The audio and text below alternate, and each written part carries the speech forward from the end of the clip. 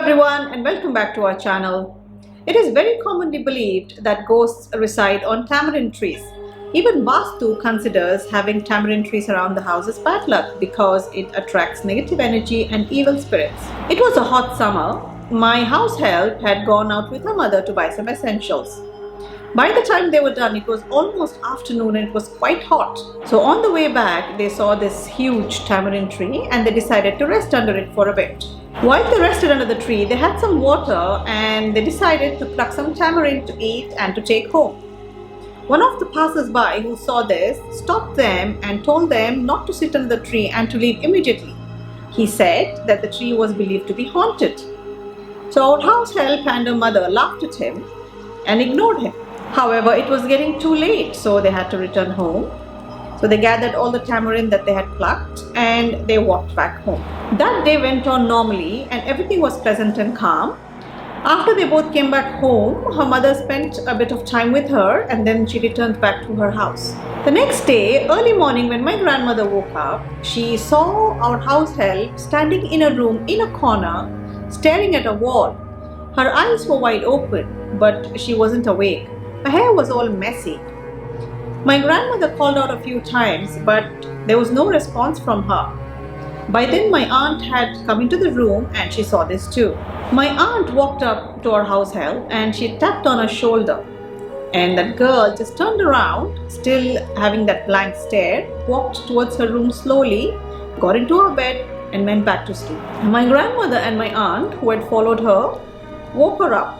And when she woke up, she didn't remember being awake earlier or standing in the corner staring at the wall.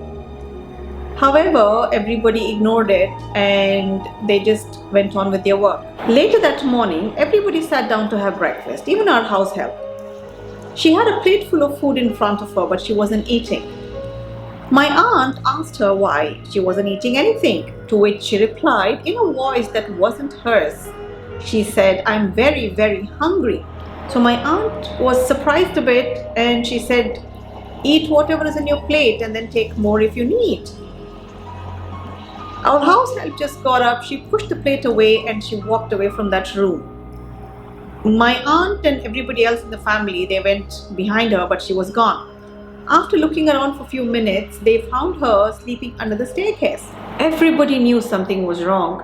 So my uncle went to see a shaman nearby and explained everything. The shaman told my uncle that he needs to see the girl.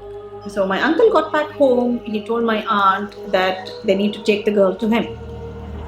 However, our house help, she refused to go to him. It was like as if she knew already where she was being taken.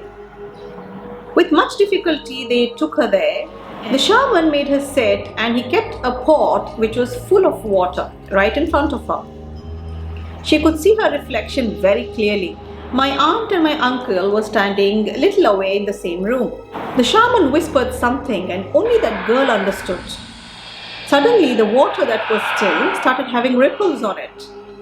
The reflection was now not hers. The girl herself was sitting still with her eyes closed. And what they saw in the pot was something scary. My aunt and uncle, who were standing a little away from her, saw an image of a faceless ghost in the pot. My aunt was terrified. My uncle, who had never seen anything like this, was also shaken a bit. Suddenly they heard whispers in the room. They looked at the girl. She was still sitting exactly in the same position with her eyes closed and no lip movement.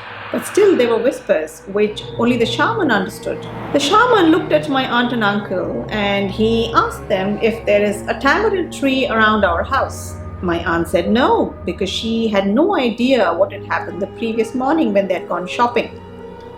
However, the shaman sealed the top of the pot with a cloth and he told my aunt and uncle to take the girl back home and that she's going to be okay soon.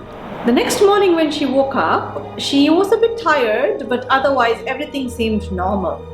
When my aunt told her what had happened the previous day, she was shocked and she said she doesn't remember anything. Also, she told my aunt how they had rested under the tamarind tree despite being told that it is haunted. So maybe something came back with her from there. People around us soon became aware of this, and the news spread like wildfire. My aunt and uncle saw that ghost getting sealed in the pot, but nobody was sure whether that was the only ghost on that tree or if there were many more. However, the tree was abandoned and people didn't go anywhere near it from that time on.